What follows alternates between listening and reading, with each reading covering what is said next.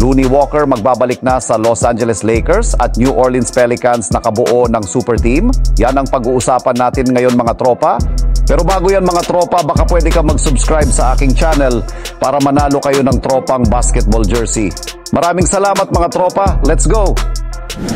Simula pa lamang mga tropa nang magumpisa ang off-season ay isa na nga po si DeJounte Murray sa mga pinakamaingay na pangalan na minor trade since gusto na nga po ng Atlanta Hawks na mag-rebuild ng kanilang lineup. Marami rin naman nga po mga teams ang sumubok na mag-offer sa kanila dito ng magagandang trade package kagaya na lamang ng Los Angeles Lakers at Golden State Warriors. Ngunit sa hindi nga po inaasahan ay nakapagdesisyon nga po ang Atlanta Hawks na i-trade na lamang si DeJounte Murray papunta sa New Orleans Pelicans. Kapalit lamang ng ilang mga bench players kagaya ni Larry Nance Jr., Dayson Daniels at 2 future first round pick. Yes mga tropa, kaya dahil nga po sa ginawang ito ng front office ng Hawks ay marami na nga po ang mga fans ang nagalit sa kanilang team dahil naisahan nga po sila sa trade ng New Orleans Pelicans na nakabuo na nga po ngayon isang bagong super team na bubuuhin ni Zion Williamson, CJ McCollum, Brandon Ingram at DeJounte Murray. Habang ang Atlanta Hawks nga po ay magtsatsaga lamang sa ilang mga hindi naman gaanong kalakasang role players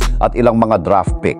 Habang dito naman tayo sa ating sunod na pag-uusapan sa balitang pagbabalik ni Looney Walker sa Los Angeles Lakers. Matapos nga po mga tropa na kunin ni D'Angelo Russell at Jackson Hayes ang kanilang mga player options sa Lakers kahapon para makabalik sila sa kanilang lineup, ay sinundan na rin naman nga po ito ng pagkuha rin ni Cam Reddish ng kanyang natitirang player option na nagkakahalaga ng $2.5 million. Kaya dahil nga po dyan ay mukhang nagsisibalikan na nga po talaga ang mga dating players ngayon ng Los Angeles Lakers. And speaking of dating player ng Lakers mga tropa, isa na rin naman nga po sa mga naibalitang manlalaro na pwede sa kanilang bumalik ay si Looney Walker, na isa na rin naman na nga pong ganap na unrestricted free agent matapos magtapos ang kanyang kontrata sa Brooklyn Nets. Bali nag-a-average na rin naman nga po ito last season ng 9.7 points, 2.2 rebounds at 1.3 assists per game.